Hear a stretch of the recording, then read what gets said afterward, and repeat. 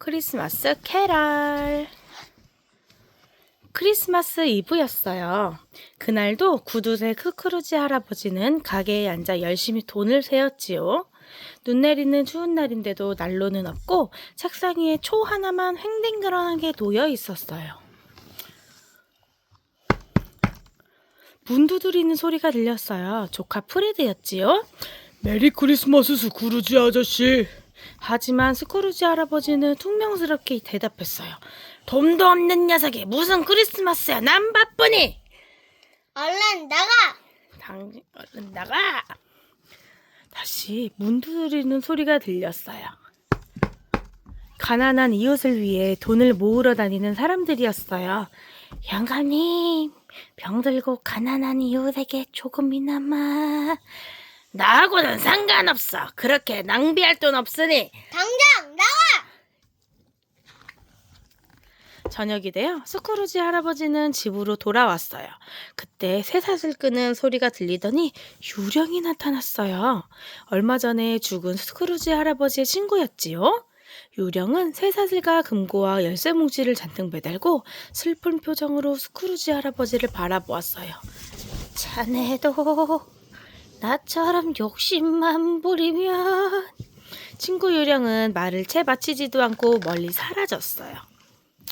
친구 유령이 사라진 사이에 언제 나타났는지 어린아이가 서 있었어요. 아이 유령이었지요. 아이 유령이 말했어요. 아유, 나를 따라오세요. 아이 유령은 따라간 곳은 스크루지 할아버지의 어린 시절이었어요. 어린 스크루지는 친구 하나 없는 외톨이였지요. 모두들 그를 싫어했어요. 단지 그의 여동생만이 그를 따뜻하게 대해주었답니다. 스크루지 할아버지가 젊은 시절에 돈을 벌기 위해 아내를 버리는 모습도 보였어요. 가련한 아내를 눈물은 흘렸지요. 지난 시절을 보던 스크루지 할아버지는 고개를 돌렸어요. 지난 일을 생각하면 마음 아프니 그만하시오. 그만!